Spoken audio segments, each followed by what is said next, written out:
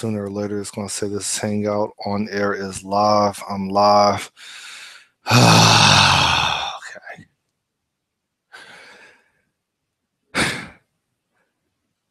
I'm trying to get this video out because I'm supposed to trust the process.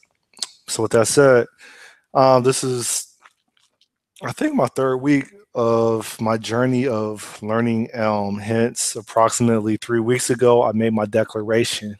I was like, yo, I'm about to learn Elm. I'm ready to get into this web development space. I think there's going to be more opportunity. And so, yeah, that's exactly what I've been doing is I've been, I guess, solidifying my foundations in functional programming. I think I like the way I said that. And I've been digging into this web space. In addition to that, I founded / co-founded open source organization to assist me in my journey. They're known as the Lambda Cartel. I'm proud to be a member of it, and I'm proud to work with people that I have a deep amount of respect for, from Australia to Africa to Puerto Rico to LA to Kansas City, me right here in Miami. So we've been going hard on that. The first project is Project Nikeza. And we've been opening up issues and resolving them. And we have people working on the back end. We have people working on the front end. And all this is my attempt to learn Elm and learn how to get into web development by any means necessary. So I'm pretty excited. I'm pretty proud of the results that I'm getting right now. This video, I'm really tired, but I'm going to try to do a brain dump on what I've learned as I do this, take part in this saga called web development using functional programming as my gateway. Yeah. So maybe I should share my screen. Come here. Share my screen. Yeah, come here. All right, so like suppose I'm sharing my screen and yo, let me kill this right here. Where you at? Come here. So this is the result so far, a work in progress of Project Nikeza. And this is like the home page, hence the index right here, localhost 8000. This is the home page. And this is supposed to represent different contributors in which the intent of Project Nikeza is to build a platform where we basically streamline all the contributions of a particular contributor to the community or to the industry, and you could go to one place, one platform, to basically view all the contributions of that person, whether she has a web footprint that of podcasts that she has spoke on, or blog posts that she writes occasionally, or what else am I missing? Or videos, YouTube or whatever other videos, Vimeo, etc. And so right now, all this stuff is fragmented. You got to go to specific websites to capture or observe specific artifacts of one contributor that's spread out or distributed across multiple websites, multiple platforms. So I thought this would be an interesting challenge, interesting project. Let's see how far we can get. the main intent is to learn Elm and build something. So anyway, this is like the homepage so far. There's no styling on here at all. I'm gonna put lipstick on this pig towards the end. Yeah. So like, you click on the contributor, and again, I said there's no styling on here, so don't trip on me, okay? And we have contributor right here, a specific page of a contributor that we selected. I just got done implementing filtering. So we see that there's 3 categories right here. Right now it's videos, podcasts, articles. I was thinking about adding answers, for example, when people post answers to YouTube. That's something I was considering. More than likely it'll probably be on there, but this is just more of a getting started, right? So the filtering, just like Stack Overflow has tags, well, this right now it could change, but it has topics, it's pretty much the same thing. I just felt that topic was a better fitting term, because there's when someone has a video that's somewhere out there on the internet, well, they can attach that video to a specific topic. That video fits into a specific topic, and so we can do filtering. And so if we deselect topic, guess what? It went from some video title 1, some podcast title 1, some article title 1 to, well, it's no longer there.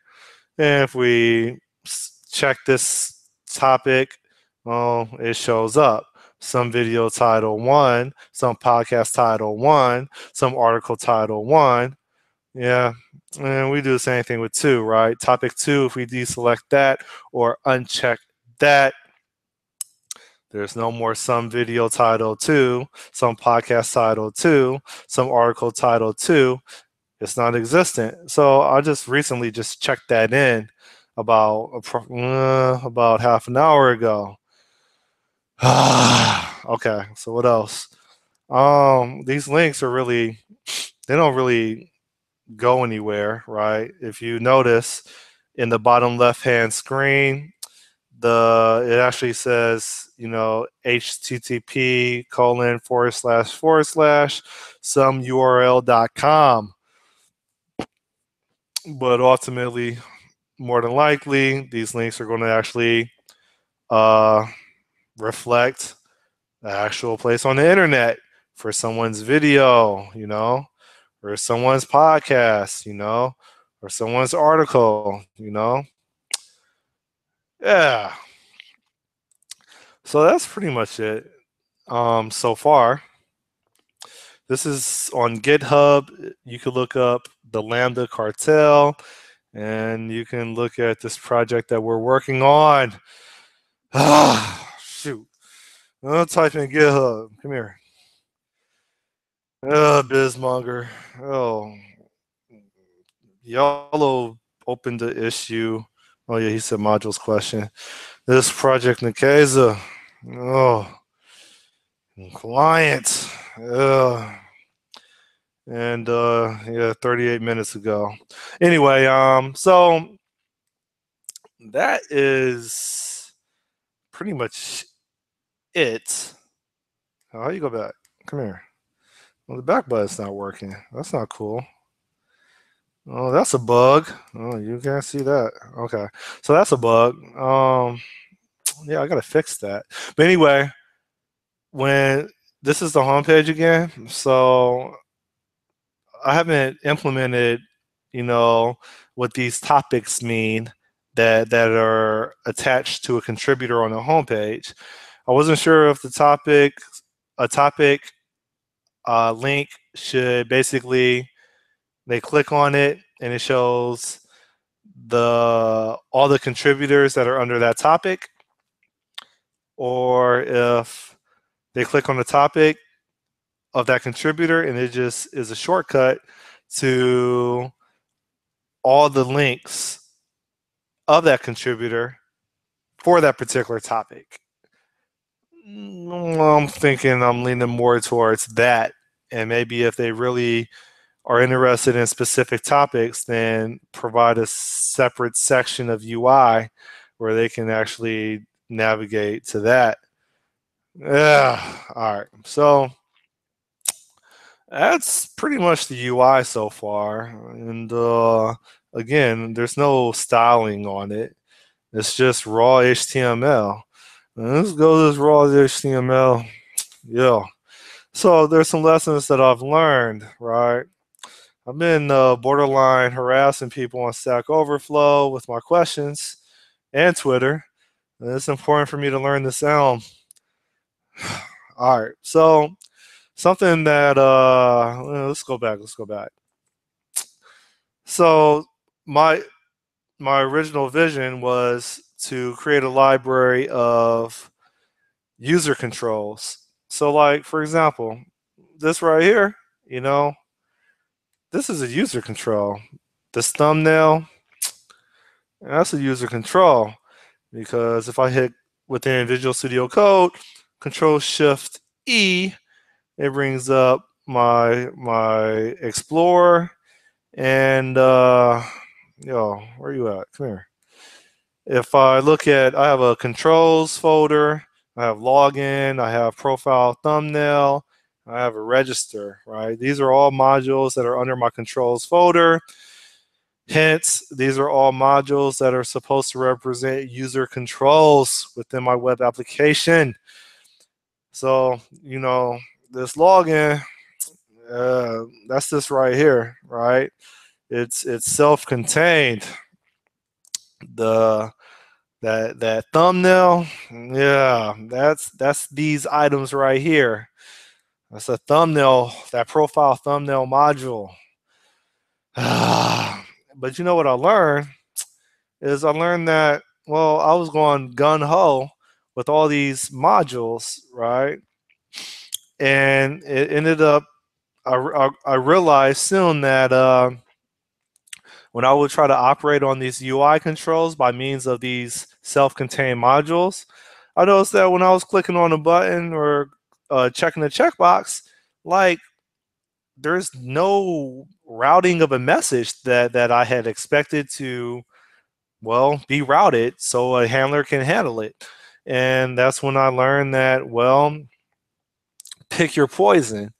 If you start building modules that have their own model view update functionality per module, then you're going to end up having to write some additional plumbing in which you have, not only do you have to declare a message for a given action or operation on that particular UI of that module, but you also are going to have to provide the handling of that message in a module that contains that module or a module that references that module.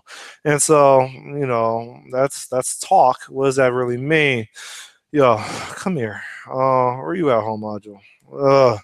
So what that means is, like, you take, for example, this update in my home module, and we see here that we have a login message that has associated data called sub message. Well, the sub message is basically the result or the side effect that's necessary in order for us to handle the messaging within our login user control, all right, our login module. And so that was over here. And so that login module exposes a message called user input and password and attempt.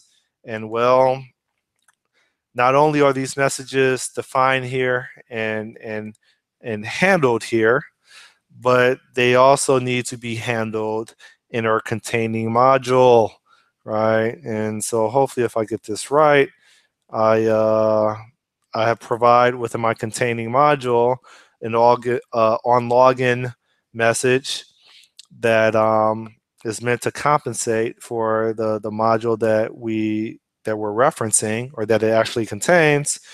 And then this looks like a on login function in which we pass our overall model, and then we also provide our sub message as an argument. That on login, come here, where are you at? Where you defined that on login? Somewhere down here. Yeah, on login's right here, and guess what? We do a pattern match of that sub message, in which once again we are doing login.attempt, login.user input, login.password input. That looks really familiar. Well, it should, because that's the same thing we have right here in our actual module: user input, password input, and attempts, right? Attempts is up here, so it's in a different order, but it's the same messages.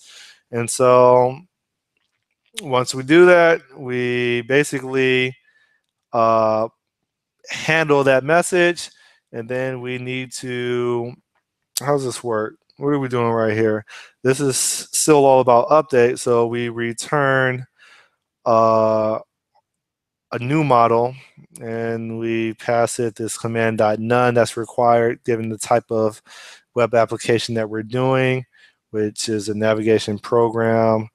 Anyway, I articulated that really bad, but to make a long story short, I learned that when you want to have user controls, you're going to be doing a lot of plumbing within your containing module that harbors those user controls. So you're going to have to do pattern matching in two different places, within your user control module and within your host module. So that's one thing that I learned about. All right, so I said that. What else? Yo, what's the title of this? This is navigation, dynamic controls. All right. Oh, navigation. So navigation, that took me a while to figure out. I thought I had to figure it out, and then I spent half a day today trying to troubleshoot a bug, and it was still related to, well, navigation, which I didn't realize because I was waiting for something to update. So navigation. All right, navigation is, well, look at over here within our main module. In this case, we call it home.elm. It's essential that we actually do this right here, right, where we say main equals, and I assume this is a navigation module dot program function, and then we pass in this message called URL change. The URL change is declared right down here.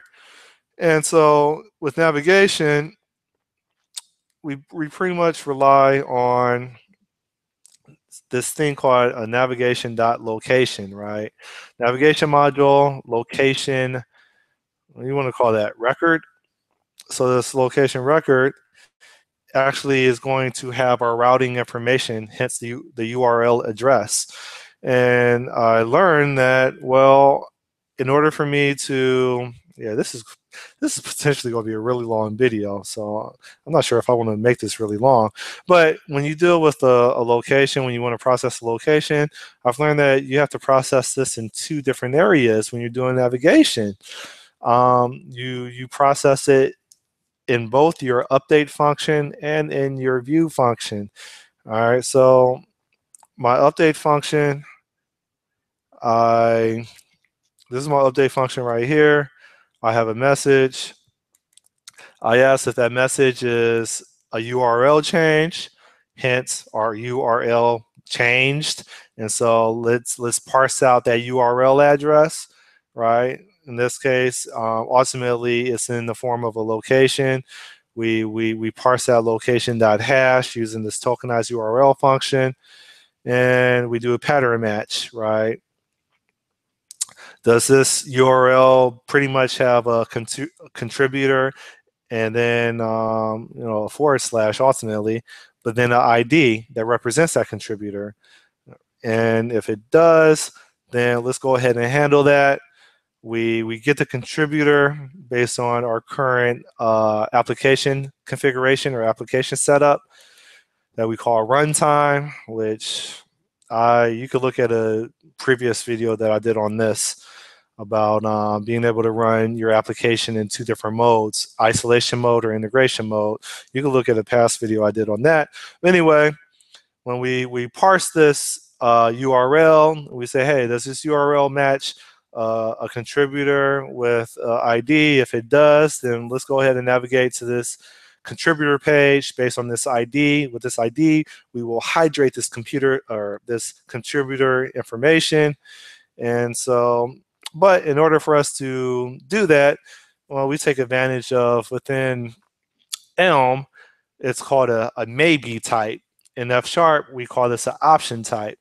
Basically, in F# with an option type, you have some or none, in which you're not really guaranteed to get a result. And this is the alternative or the resolution to handling nulls, which is common within your object-oriented programming language. Well, within functional programming, well, the community or the industry, well, I won't say industry, within functional programming, a lot of these programming languages, they support this notion of a maybe, F# has an option, right? And it pretty much means you're going to get something, you're going to get nothing. So this is essentially what we're doing right here. We do a pattern match on, hey, attempt to give me a contributor with this ID. The result is you're going to give me just a profile, or you're going to give me just a result, or you're going to give me nothing at all. If you give me just something, hence a profile, then yeah, I'm going to take that, I'm going to work with it. Else, well, I can't do anything with it, so I'm not really going to do anything at all. I'm just going to return the current model that I have and update this little route location. This might be the bug right here. Anyway, so as I said, when dealing with navigation, we have to deal with navigation in 2 different places.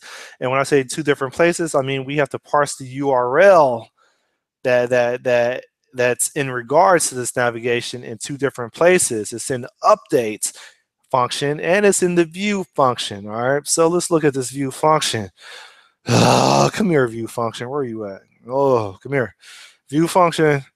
Yo, we do pattern match on model.current route. That current route is really of type location, and we're interested in parsing out this hash, hence this URL. Right? We do that by calling this tokenized URL function by passing in the hash, and we do pattern match on that, and we say, yo, is this just our home page? Is this our contributor ID? This looks very familiar with our update function. And I realized in order for me to troubleshoot this bug I was running into, in which my filtering wasn't working at all, I had to make sure that my URL, or how do I say this? I had to make sure that I did proper navigation. And it's handled in 2 different places, right? Or there's 2 different, the navigation aspect is handled in 2 different places. And so I do a pattern match within my view function just as well as I did in my update function. And I say, hey, give me a contributor. Here's the ID that, that I got through a pattern match of this URL that happened to provide an ID. And I'll say, well, if I have something, just P, I should name P profile. So if I have this right here, this Visual Studio Code is very primitive, so I have to like really just type in this. How you do this? Profile, like this. I didn't even use profile in here. Really? Oh, I guess I'll do that then. Are you still happy? Yeah, you're still happy. All right, so anyway, within my view function, I do pattern match, just like I did in another part. And I mean, all this is on GitHub, and I'm probably going to like write a blog post on this and attach all this in here. But to make a long story short, that stuff was getting, I know like we all want to say, hey, it's so simple, but it wasn't simple. This took some time for me to like troubleshoot, figure out, and implement. And I'm not going to dig into too many details about how all this works. I'm going to do that in a blog post, and then that's going to solidify my understanding even more. But just make a mental note when you're doing, based on my discovery and where I'm at in using Elm, I have drawn the conclusion that when you are dealing with a single page application and you deal with navigation, that your navigation is more than likely going to be handled in two different places where you need to parse or manage the URL and respond to it accordingly. It's going to be in your view function and your update function. So just keep that in mind. And yeah, I know that's pretty like crazy what I just said, but I'll try my best to document what I mean by that in the actual blog post, because it's late and I'm too scatterbrained to talk about this right now. My head's not there right now. Anyway, so I didn't. Well, that's kind of a poor job talking about navigation. Dynamic controls. So what do I mean by dynamic controls? Where are you at? Come here. Dynamic controls. When we click on the contributor, we have these checkboxes right here. Topic 1, topic 2, topic 3. Well, where does that come from? Well, I'll show you where it comes from. That topic 1, topic 2, topic 3 comes from my test API. My test API not only feeds my unit tests, but it also feeds my application when my application is configured to run in isolation. So that's some topic 1, some topic 2, some topic 3. Where is it at? Oh, where is it at? I could just do a find. Oh, yeah. It's right here, right? Some topic 1, some topic 2, some topic 3. And that is the label on these checkboxes. The actual checkboxes are pretty much, well, they're dynamically generated, and the way they get generated is, how do they get generated? Checkbox.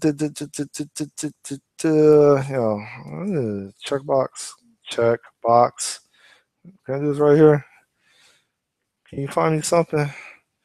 What's this right here? Yeah, so what's this topic to checkbox? This topic to checkbox is basically it's a function that is necessary within a mapping operation. So what does that mean? All right, so when I list the topics, I have a collection of topics, right? And so I want to be able to dynamically generate topics based on what a contributor contributes their content towards, right? They may contribute their contents towards F# or Elm or Xamarin or property-based testing, etc., right? And so all this stuff may be coming from a database, or all this stuff is, it's not hard coded, you know, it's coming from some external system. In this case, it's coming from a test API, right? But in production, more than likely, it's going to be coming from some database. And so with that said, I had the challenge of, well, I need to generate some filters, right? These are the filters, various topics, right? And so in order to generate these filters, well, I need to take advantage of this map operation, this list.map. I already have my filters or my topics, right? And for each topic that I have, hence, you know, topic 1, topic 2, topic 3, or F#, Elm, Xamarin, you know, all these could be topics. For each topic that I have, I want to have a corresponding checkbox in my user interface that is going to, well, ultimately serve as a filtering mechanism. And so this is essentially how I do it here. I have this topics UI function that I declare and define, and I basically take my list of topics and I map it to a list of checkboxes. And then I take those checkboxes and I format it into some HTML. And that's pretty much how it's done. At least that's how I did it. All right, so I touched on that. And just to demo that again. Oh, you're so pretty. Okay. So that's the filtering part. Well, I guess we can, let's say in the subject filtering. Yeah, it says filtering right here. All right, so filtering, that took me a while to figure out, but can't deny what I've accomplished, and this will always be reference content. I will always reference this when someone hires me to do a Elm project, or regardless if they hire me, if I decide to do some more open source projects. So with that said, let's talk about filtering. So this is something that yeah. So where do I start? All right, so there's this toggle message, right? That's in my. Let's go up here. There's this toggle message, right? That's in my message declaration, right? This toggle is a discriminated union case, and I decided that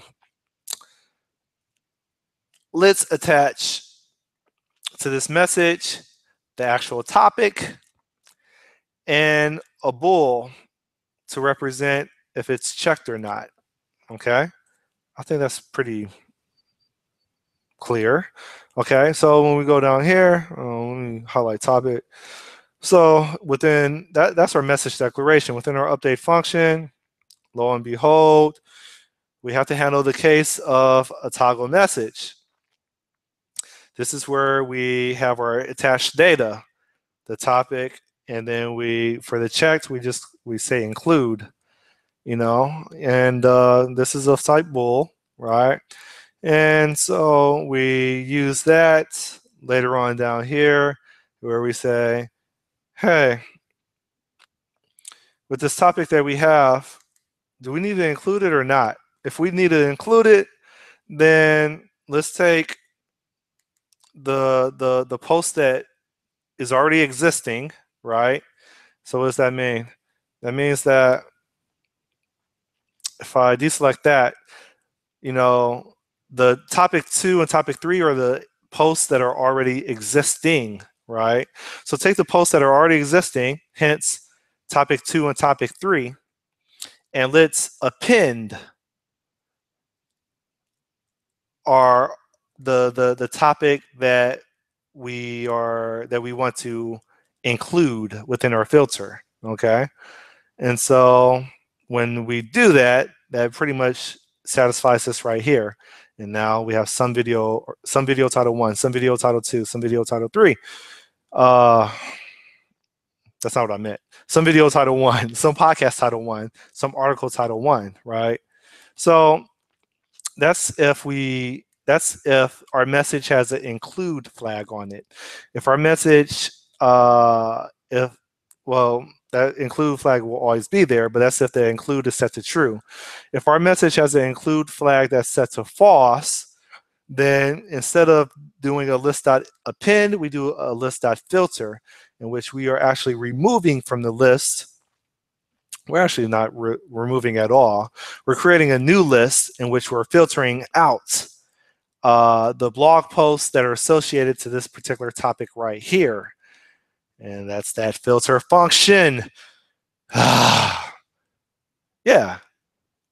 So maybe tomorrow morning I'll capture all this in a blog post on my Bismonger what is it?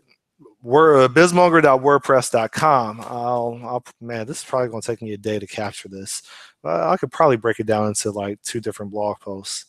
But anyway, I'll try it. I'll capture what I'm talking about right here, so that it could be clear, at least clearer than what I'm attempting to articulate on this YouTube video.